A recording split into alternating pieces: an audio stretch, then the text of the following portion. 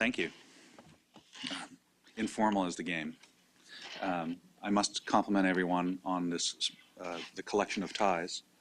The quality of ties with public health officials is much higher than those with HUD, I would say. For sure. HUD is one of those places you can go to see the ugly tie collection, I believe. It's very true. So are they? Yeah. I've always had a rule that if I'm asking for money, I wear a tie. So I'm not asking for money. I asked for money yesterday, so I wore a tie.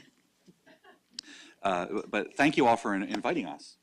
We will often refer to ourselves as us because we run very similar organizations that do very similar things in different geographies and in slightly different ways. But we are definitely part of the same community, actually very close to each other in the same community. So we will end up talking about things that we do together throughout this. And I did want to start this off with a little caveat, which is in this presentation, please understand that I am projecting from where I sit. And I don't know your field very well. So from my orb, we look out and we see things happening. So please don't be offended if I've put you in a box or if I use language that has different baggage for you. So please, with that caveat understood, these are in some ways professional perceptions and not always facts, right? What is the Reinvestment Fund? The Reinvestment Fund is a CDFI. We're based in Philadelphia. We serve the Mid-Atlantic region, and in some programs are more national. We've deployed over $1 billion in our cumulative history, and we currently manage a little over $700 million. Not the billions that Raphael was talking about, which we don't often see in our field. And our field does a number of different things, but one of the things we do is we intermediate money very specifically. That's kind of the core of who we are. We are the last mile of the financial industry as it reaches people otherwise disconnected from the financial industry.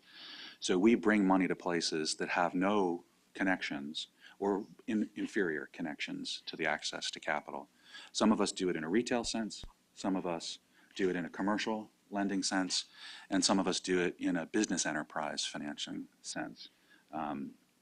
Our industry has a rating system, which isn't that interesting in this context, but we self-examine and we subscribe to the idea that we should be transparent and the quality of our work should be examined. So that's just not always the case in a lot of niches of public service. So we thought it was worth mentioning.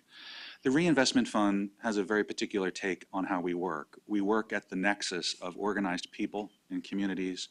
We organize money to deliver to those communities. And we organize capacity in those places, and sometimes we act as the capacity when we find a dearth of it. And for TRF, what's most unique about us is that we organize data and interplay that into our work. We're very committed to the interplay of smart data advising smart subsidy decisions and smart capital allocation decisions. We have created over the years a number of these names may not mean anything. Again, this is bringing language from our world into your world.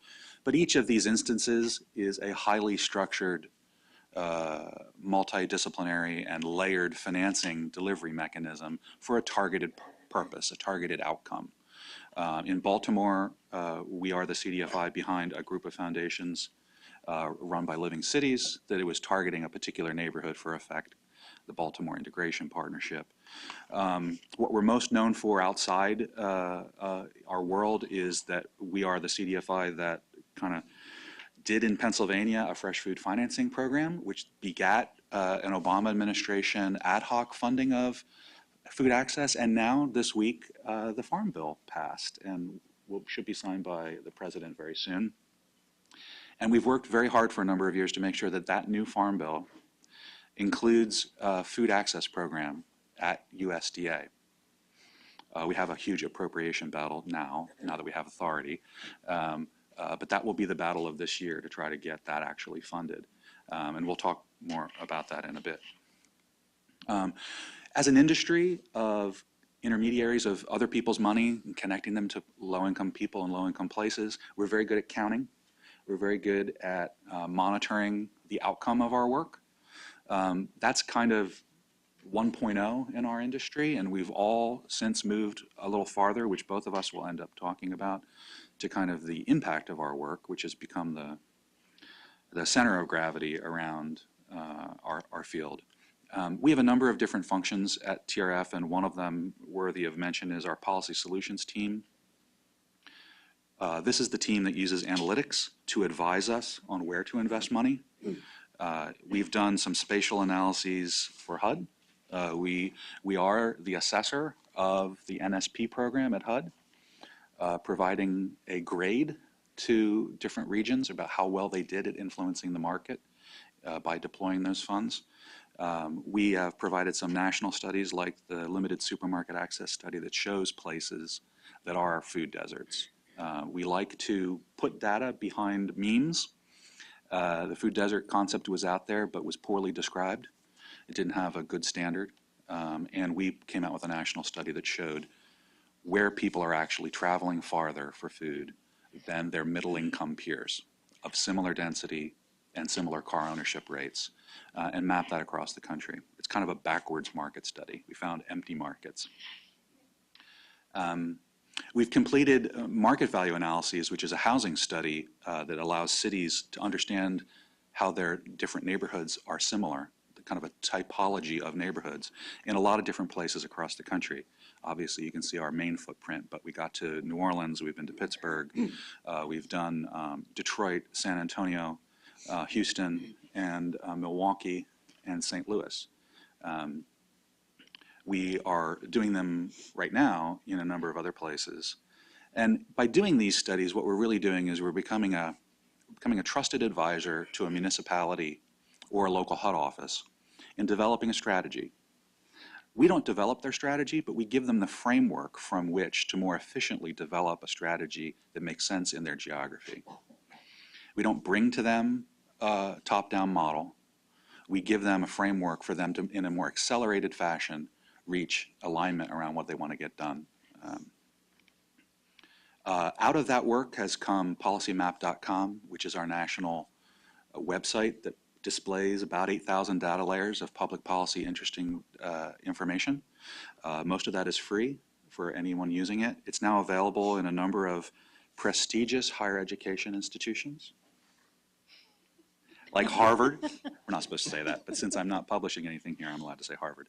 And many others.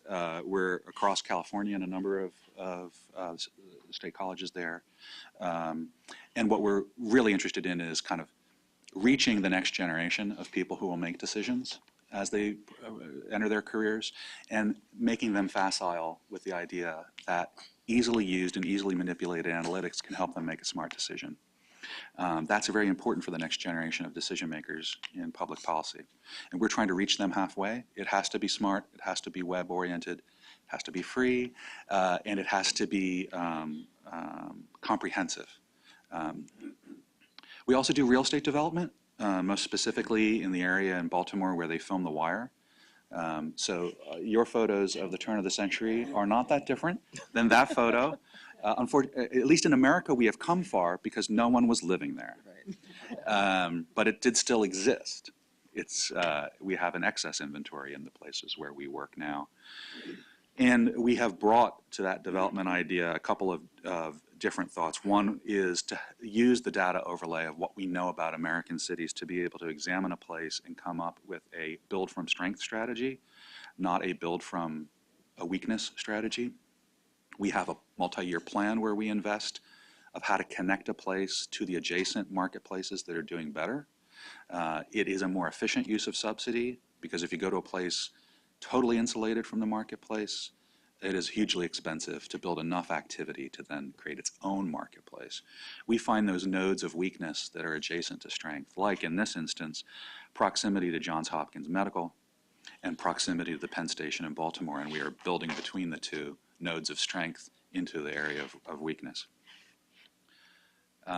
We've done real estate development in the Mid-Atlantic and are active in Jersey City, Camden, Wilmington, and Baltimore.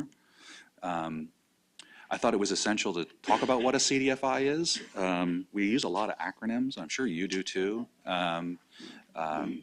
We're always confused when you talk about population health because what is that not, versus what? Um, is the adjective necessary?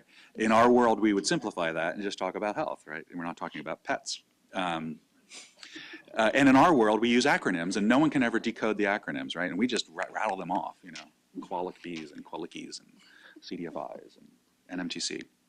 So CDFIs is a term created by the Clinton administration to reflect the fact that there already was in America this whole field of very different business models, credit unions, banks, nonprofit loan funds, bank consortiums, all kinds of structures had been created to connect that last mile of the financial industry chain to places that were otherwise disconnected.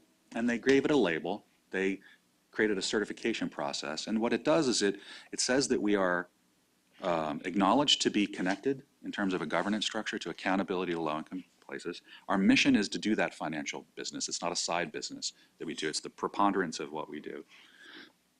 And it gets us access to money. And every year since that program was created, there has been an appropriation for financial assistance through Treasury to organizations like ours. It's small money in the big scheme of things, but because it capitalizes us, we leverage that into much more great effect. As I see community development and public health intersecting, there is this healthy communities meme, which I don't mean any offense by that, but it is a Rorschach test when people say healthy communities. And I know that your field has used the words healthy communities for a really long time. We have not. It's more recent to use it, but people see in it all different kinds of things. And I think that's actually a good thing, because what it is it's showing us a tremendous intersection of our work. There's a tremendous amount of housing organizations going beyond housing, kind of expanding the breadth of what they're examining to not just be about a warm and high quality place to live. And we're seeing the effects, as Raphael mentioned, that there is other effects of building that housing. We're seeing a lot of folks get into a spatial analysis of human services of various kinds and matching supply and demand. That has a transit-oriented component to it. It also just has a kind of forward-looking public policy effect of put the services where the populations are moving. We just finished a study for the William Penn Foundation mapping high-quality daycare in Philadelphia to populations, and with the new LED data from the census, we can begin to infer where parents commute and travel and where the demand stripe is. They could drop their kid off at home, at work, or any place in between, and you can then infer where are the places, where are the corridors for daycare capacity to be grown. And there are many other studies along that same lines. There's a lot going on in transit-oriented development, livability, walkability. For us, one of the big things is healthy, fresh food access, which we think is an important amenity long before you get to the health effects. And then there's this whole dimension to our work, which is another intersection with an environmental and sustainability movement. And all of these efforts and all of these intentional outcomes are intersecting in a particular place, which is very exciting for us. There's a convergence of data.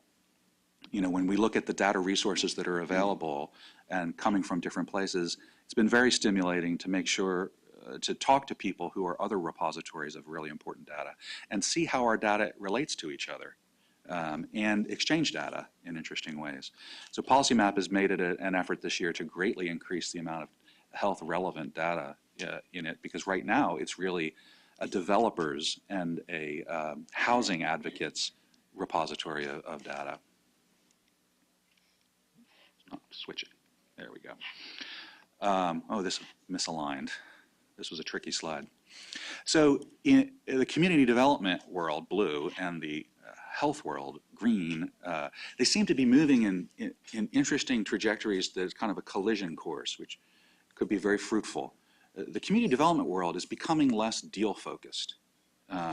We're considering more longitudinal effects of our work. The primary impacts of our work is the delivery of a set of outcomes.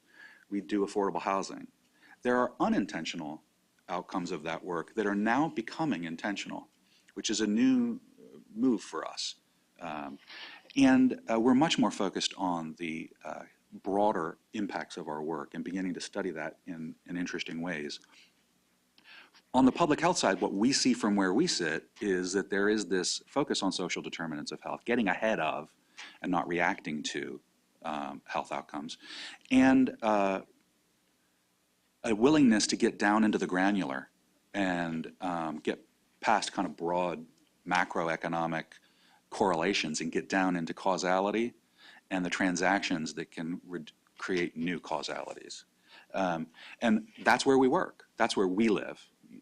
And when we look out, we're looking at the bigger picture, this river that flows by of what is really affecting communities. We're so close to the ground at that granular level. As we look up, we see you guys coming towards us, and we're trying to lift up out of these just specific places of transactions and see a bigger picture. And I think there's a very fruitful convergence that will happen out of that.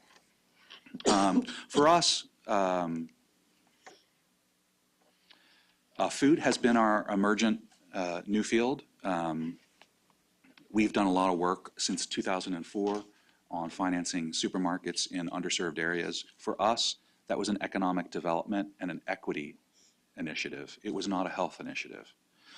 And the health outcomes of supermarkets being in neighborhoods is still a question mark. There was a really bad study released, bad for us this week, suggesting that our work in Philadelphia had not moved the needle at all on obesity in a neighborhood where we financed a grocery store. That was not our original intent. Our original intent was, nobody asks if upper median income person buying their pigs in a blanket at Trader Joe's is obese or not. Our point was equity of access and the equity of choice. And an unintentional benefit of ours was, well, maybe through those choices, there will be a different behavior that will result in a whole different set of order of outcomes. And we didn't intend for health outcomes at the outset. It was about jobs, it was about equity of access, it was about livability of communities, it was about how difficult it was to commute for food and the stress on families of those circumstances and the isolation of the elderly and on and on and on. But we now know that there is this opportunity, once you create these new businesses in these places, to educate, to change behavior. And I think there's a whole longitudinal appreciation that that deal, if you view it in a different lens, can have a whole different set of outcomes. There's my favorite photo. My largest borrower and the First Lady at a store we financed, which apparently has no effect on obesity, but that's okay. I was thrilled that she was there. We financed over 130 grocery stores, moved over $180 million connected to those transactions, and placed every one of those stores in an area of low access. This is a very light lift in terms of the subsidy necessary for us to accomplish all those outcomes.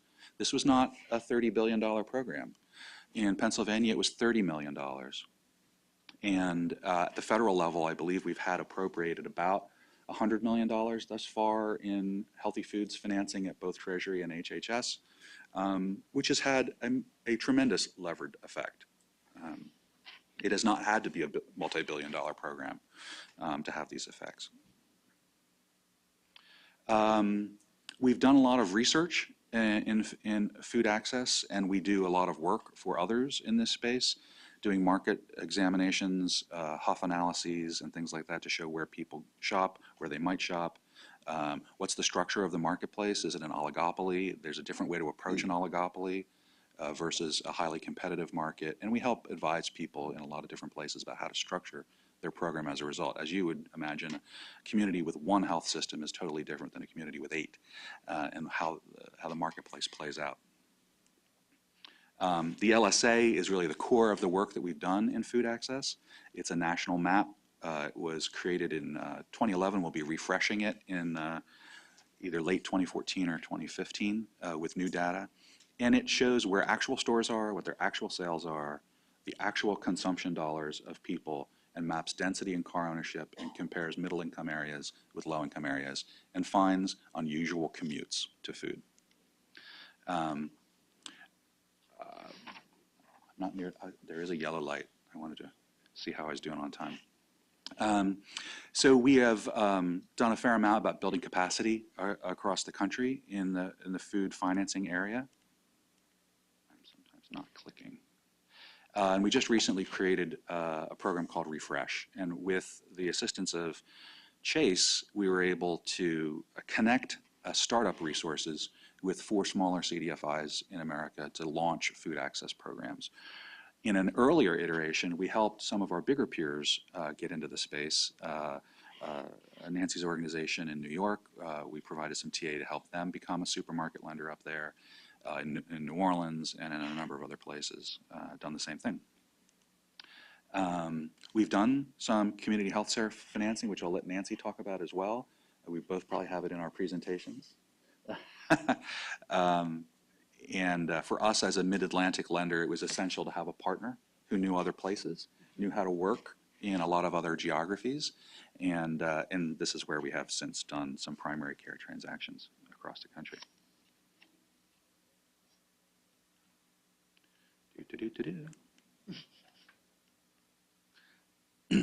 So we're doing some interesting work prospectively in 2014. We're working to develop a national methodology around health disparities. We think that we can build a roadmap that maps the intersection of interests around Community Reinvestment Act regulated banks, the existing infrastructure around community development, and those interested in the social determinants of health and community benefits. We think there is a natural nexus of interest around those places, and that our field can help create the roadmap for how best to maximize impact of those kinds of dollars. And that's some work that we'll be doing this year, we hope. Thank you very much, Laurent.